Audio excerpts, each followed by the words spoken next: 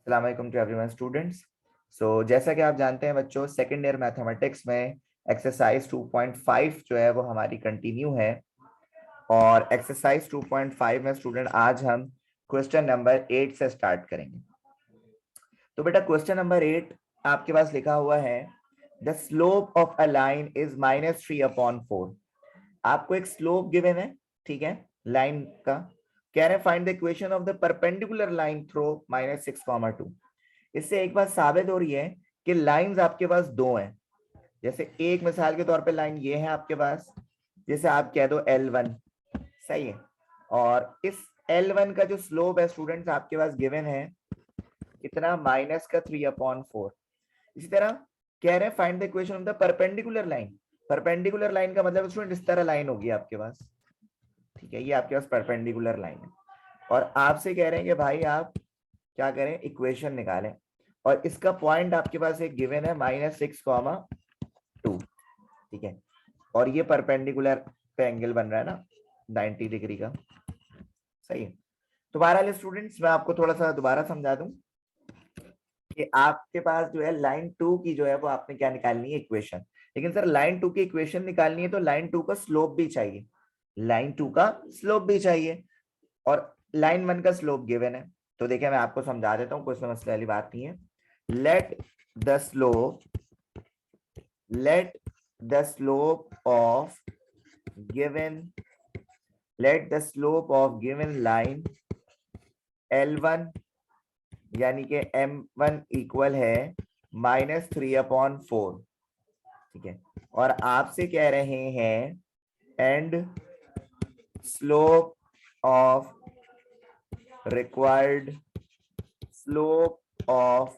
Required line, यानी पहले तो आपको M2 चाहिए ना, सही है। तो M2 निकालने के लिए बेटा आप एक बात जानते हैं, 2.4 में पढ़कर आ चुके हैं कि जब दो स्लोप्स परपेंडिकुलर में हो तो वो इक्वल होते हैं -1 के, यानी M1 multiply by M2 equal है -1 के। तो बेटा जी M1 की जगह लिखोगे आप -3/4 और साथ में M2 इक्वल है -1 के। तो ये वैल्यू बेटा मल्टीप्लाई हो रही है, यहां जाके आपके पास होगी डिवाइड, यानी ये वैल्यू उस तरह हो जाएगी M2 equal to -1 divided by, और ये हो जाएगा -3/4, सही है। अच्छा जी, अच्छा -3/4 का मतलब, अच्छा इसको और आसान तरीके से कर सकते हैं हम, जरा वो उस तरीके से कर लेते हैं। हमने लिखा M2 इक्वल टू -4 हो गया, अच्छा 4 ये इस तरह हो गया। तो आपके पास स्लोप आ जाएगा, मतलब ये 4 डिवाइड हो रहा है बेटा, यहाँ जाके मल्टीप्लाई, तो -4, सही है। और ये -3 है तो मल्टीप्लाई हो रहा है, नीचे आके डिवाइड, तो माइनस से माइनस कैंसिल। तो बेटा आपके पास M2 जो स्लोप है वो कितना आ जाएगा, 4/3 आ जाएगा, सही है। अब आप इक्वेशन आराम से निकाल सकते हैं, क्योंकि इक्वेशन आपको इस लाइन की निकालनी थी ना L2 की, तो उसके लिए L2 का स्लोप चाहिए था। पॉइंट तो आपके पास गिवन है, तो आप लगाएंगे स्लोप पॉइंट फॉर्मूला, यानी स्लोप पॉइंट वाली इक्वेशन। तो आपने यहाँ पे लिखा इक्वेशन ऑफ स्ट्रेट लाइन, जो कि है y minus y1 equal to M2 into x minus x1। M2 इसलिए लगा है क्योंकि 2 m है ना यहाँ पे, तो हम तो M2 को कंसिडर करेंगे। तो y1 की जगह देखोगे आप 2, स्लोप की जगह 4/3 और x की जगह x। और ये पॉइंट यहाँ पे ये है ना x1, ये x और y, x1 y1 है ना ये आपके पास। तो y1 की जगह आपने लिख दिया क्या स्टूडेंट्स, 2, और इधर आप x1 की जगह लिखोगे माइनस और माइनस माइनस +6। तो बेटा ये हो जाएगा आपके पास 3 डिवाइड हो रहा है, यहाँ जाके मल्टीप्लाई, तो 3y minus 3 2 6 equal to 4x + 24, है ना। 4 को x से करोगे, 4 को 6 से करोगे, तो ये इक्वेशन बन जाएगी 4x माइनस 3y +6 और +24 इक्वल टू 0। तो बेटा 4x minus 3y + 30 equal to 0, ये आपके पास इक्वेशन बन गई किसकी स्टूडेंट्स, स्ट्रेट लाइन की, यानी लाइन 2 की, जो कि परपेंडिकुलर थी लाइन 1 से, ठीक है। ओके स्टूडेंट्स, अब हम क्वेश्चन नंबर 9 सॉल्व करेंगे। क्वेश्चन नंबर 9 बेटा आपके पास है, find the equation of the perpendicular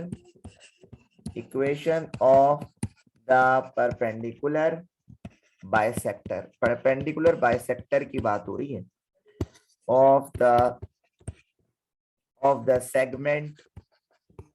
of the segment joining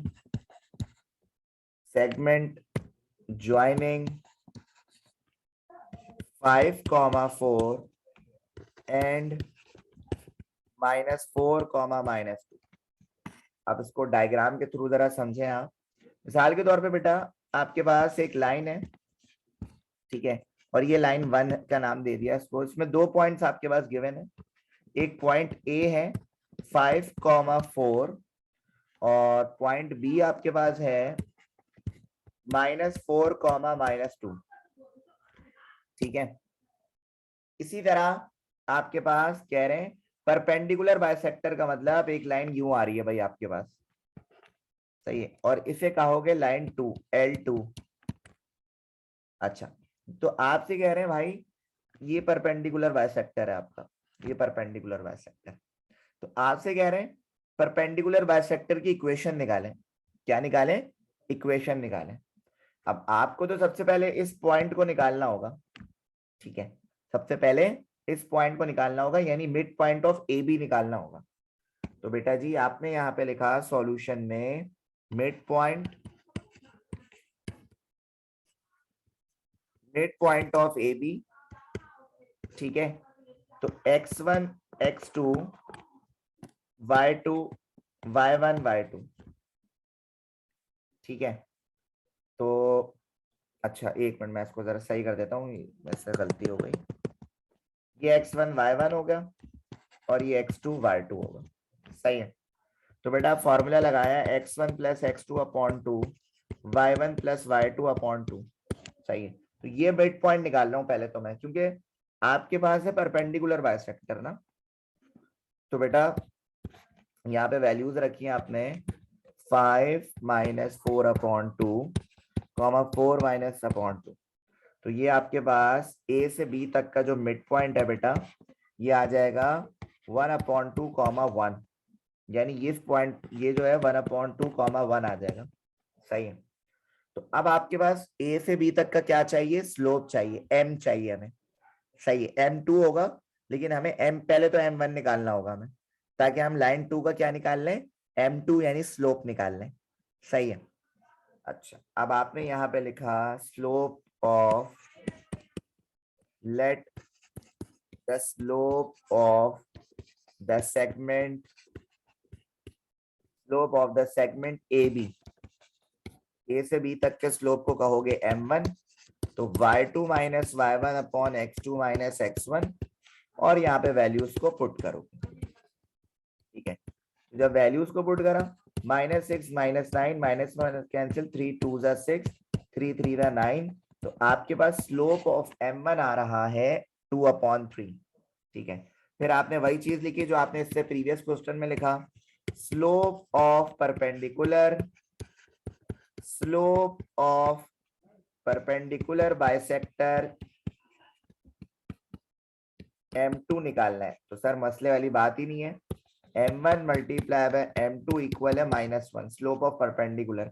तो M1 तो तुम्हारे पास आ गया 2/3, तो M2 निकालना कोई मुश्किल नहीं है। 3 डिवाइड हो रहा है बेटा, यहाँ जाके मल्टीप्लाई होगा, तो ये आ जाएगा -3 और 2 इधर आ गया, तो M2 आ जाएगा -3/2, सही है। तो अब निकालना क्या था? ये वाली जो लाइन है ना, ये इसका तो मैं निकालना था क्या? इक्वेशन। तो इसके लिए तुम्हें M2 चाहिए था, M2 निकाल लिया। अच्छा, M2 निकाल लिया और ये पॉइंट भी निकाल लिया ना तुमने।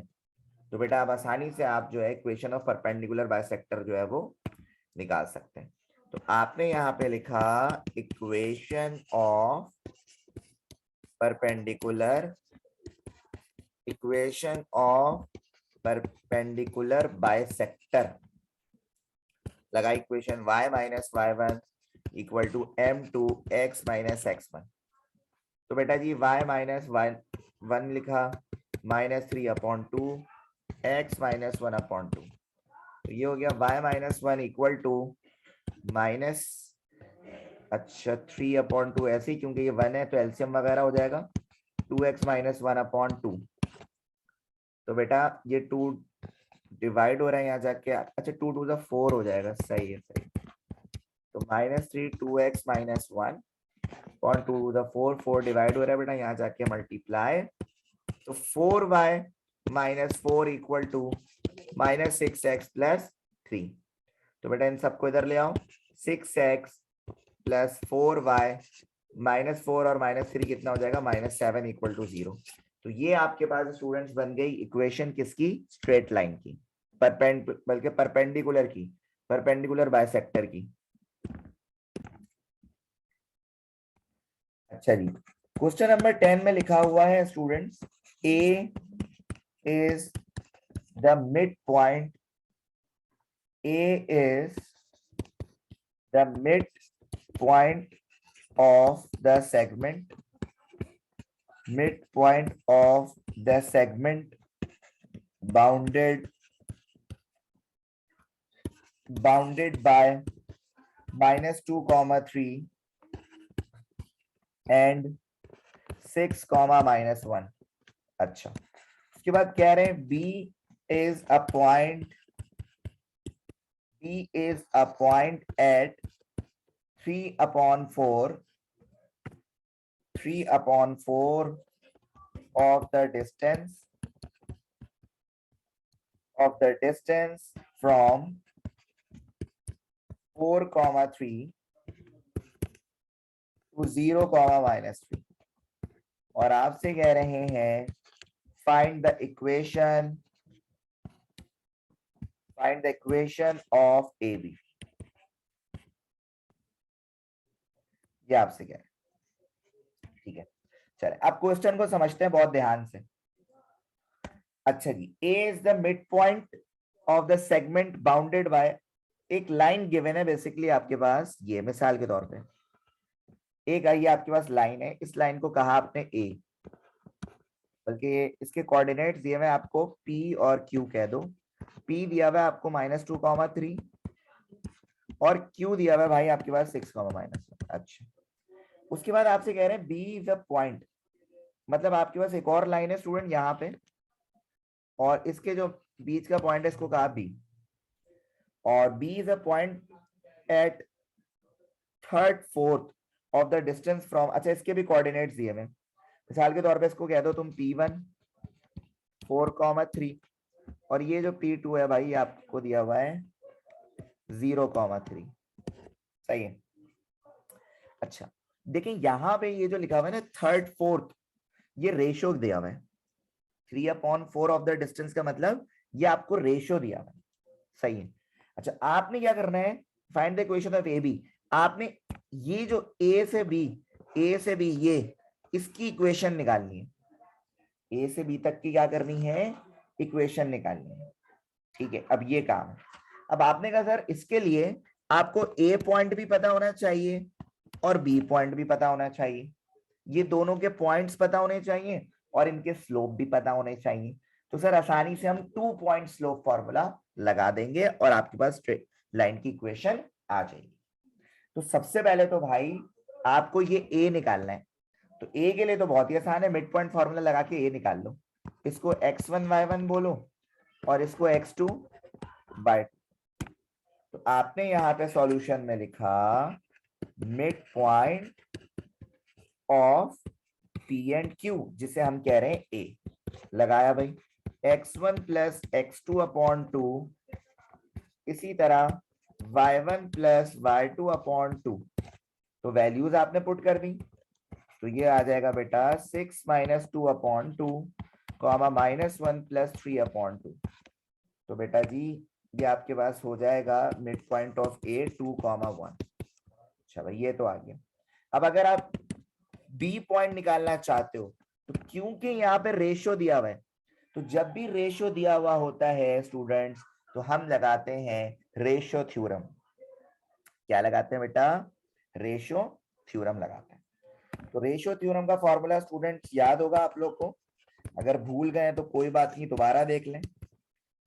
तो रेशियो थ्योरम का फॉर्मूला मैं यहाँ पे लगा देता हूँ, m1x2 plus m2x1 divided by m1 plus m2।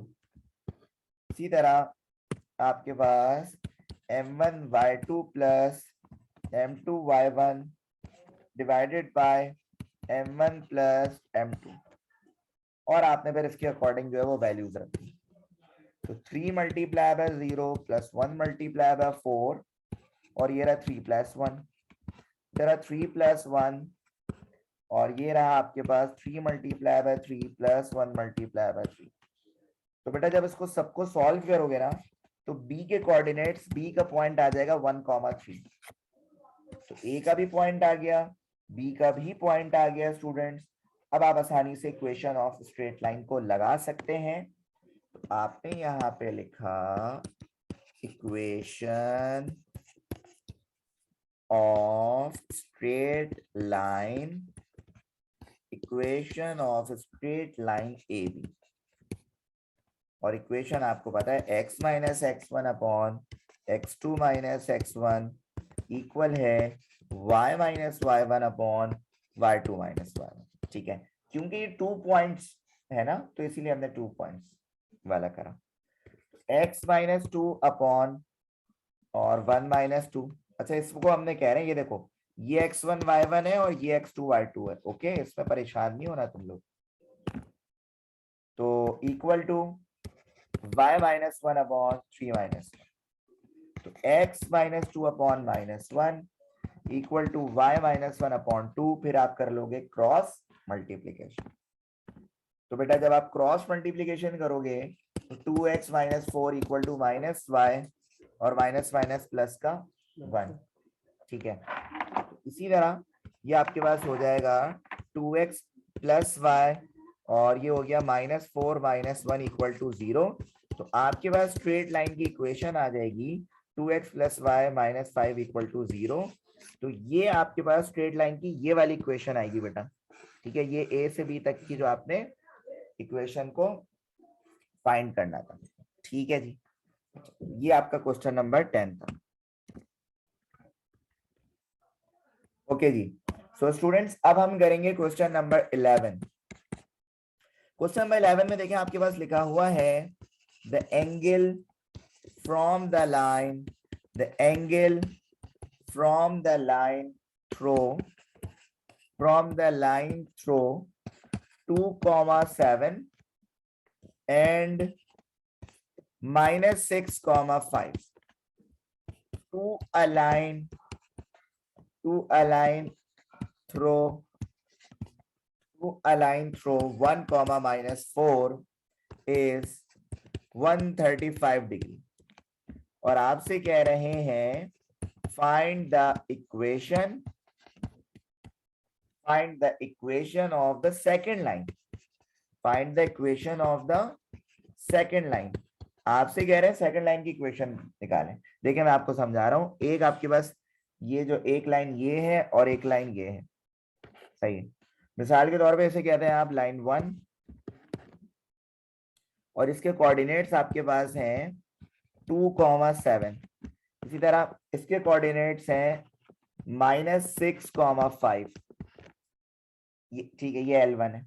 अब L2 ये है आपके पास भाई, और L2 में आपसे क्या है, कह रहे हैं -1,4। एक ही पॉइंट दिया हुआ है -1,4, बल्कि 1,-4, 1,-4, सही है। और एंगल यहाँ पे दिया हुआ है स्टूडेंट 135 डिग्री, सही है। और आपसे कह रहे हैं भाई ये जो लाइन है ना, इक्वेशन इसकी निकालो, ये सेकंड लाइन की इसकी निकालनी है आपने इक्वेशन। अब आपने कहा सर पॉइंट तो है, स्लोप चाहिए, ताकि हम स्लोप पॉइंट फॉर्मूला लगा दें, सही है। तो लेकिन आपने कहा सर m1 तो है, m1 के लिए तो चीजें मौजूद हैं, a से b तक का स्लोप निकालोगे L1 का स्लोप m1 आ जाएगा, लेकिन m2 कैसे आएगा? तो बेटा हमें पता है परपेंडिकुलर वाला सीन क्या है। तो हमने यहाँ पे लिखा है स्टूडेंट्स लेट द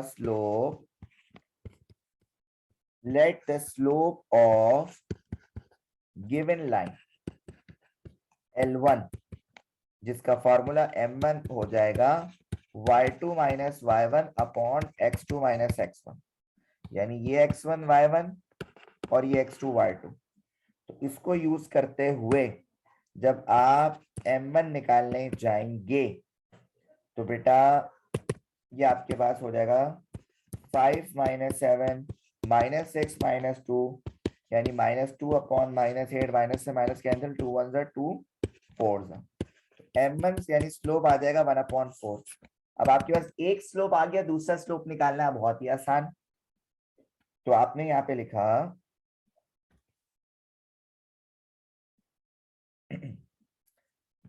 यहाँ पे आप फॉर्मूला भी लगा सकते हैं, कौन सा लगा सकते हैं मैं आपको बताता हूँ। अच्छा जी, तो स्टूडेंट्स क्योंकि यहाँ पे एंगल गिवन है आपके पास, तो आपने एंगल के लिए फॉर्मूला आप लोग पढ़ चुके हैं, ये वाला tangent theta equal to m2 minus m1 upon 1 plus m2 m1। सही, ये फॉर्मूला हम यूज करेंगे क्योंकि यहाँ पे एंगल गिवन है। एंगल क्या है, 135 डिग्री आपके पास गिवन है, इसीलिए हम ये फॉर्मूला यूज करेंगे।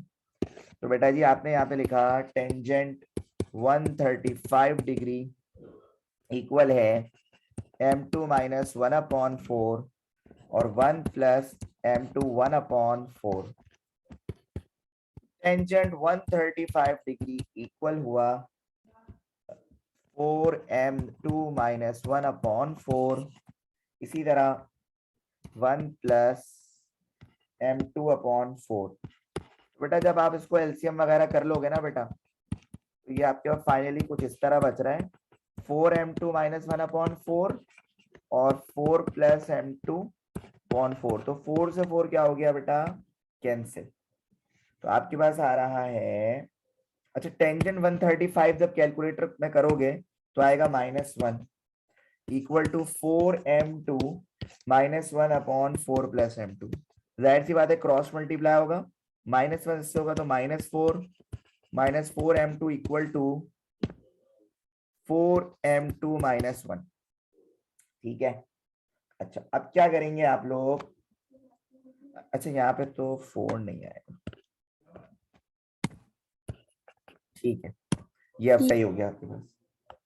तो -m2 इक्वल टू, और एक और भी आप इसको आसानी से कर सकते हैं,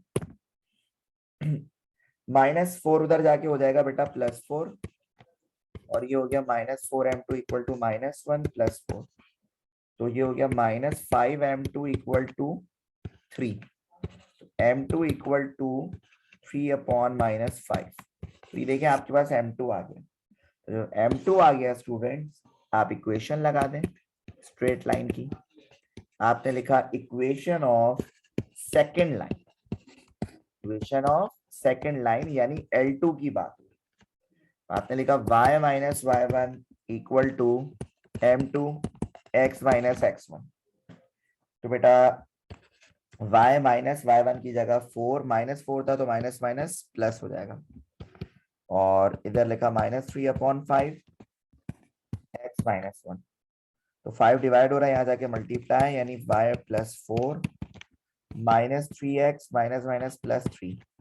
ये हो गया 5y प्लस 5 4 20 -3x + 3। इन सबको इधर भेज दो, तो 3x प्लस 5y, और ये बच जाएगा अच्छा 3x प्लस, अच्छा ये 20 और प्लस का 3 माइनस का 3, ये हो जाएगा प्लस का 17 इक्वल टू 0। ये आपके पास बेटा आ गई इक्वेशन ऑफ स्ट्रेट लाइन। ठीक है, इसी तरह आपके पास क्वेश्चन नंबर 12, क्वेश्चन नंबर 12 देख लेते हैं क्या है। For the triangle with vertices. अच्छा भाई एक ट्राइंगल गिवन है, इसमें 3 वर्टिसेस दिए हुए, 5,1 3,-5 और सी के वर्टिसेस दिए हुए -3,7, और आपसे कह रहे हैं फाइंड द इक्वेशन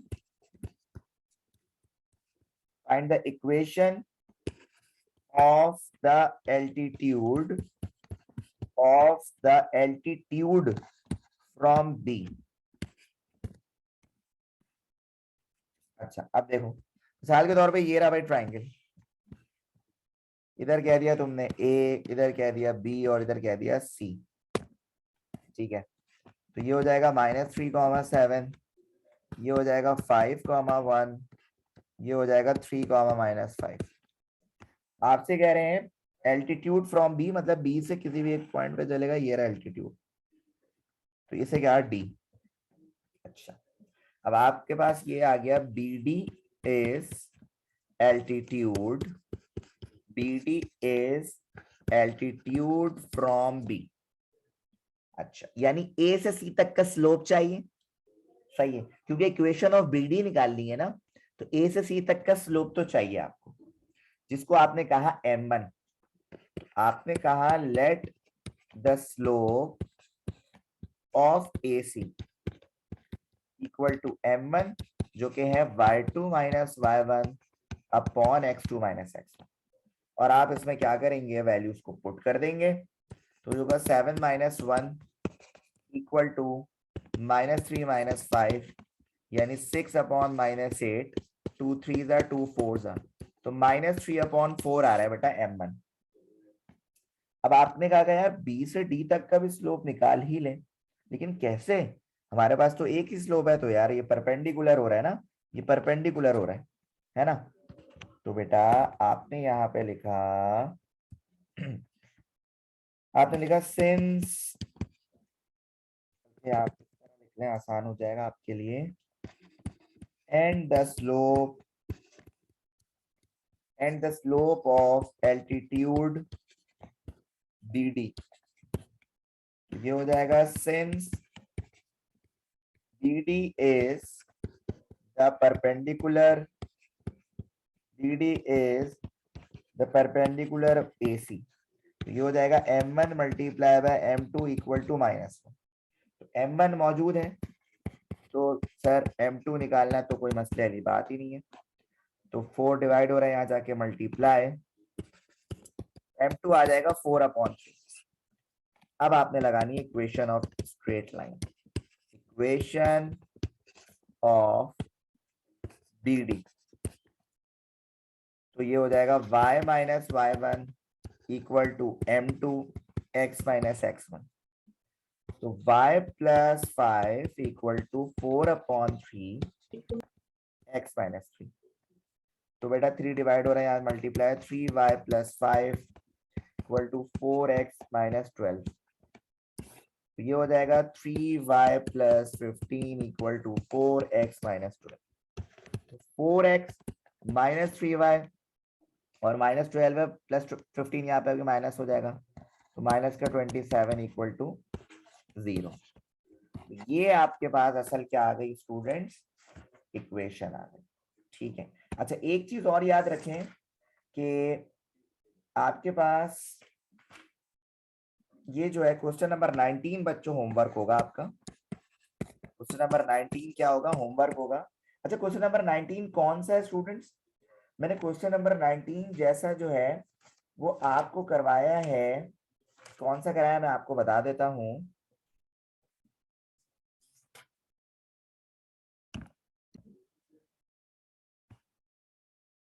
तो स्टूडेंट क्वेश्चन नंबर 19 आप खुद कर लीजिएगा, क्योंकि क्वेश्चन नंबर 6 और क्वेश्चन नंबर 7 जैसा है वो, और आज का लेक्चर जो है वो हमारा यहीं तक था। कहाँ तक था स्टूडेंट, क्वेश्चन नंबर 12 तक था। ठीक है बच्चों।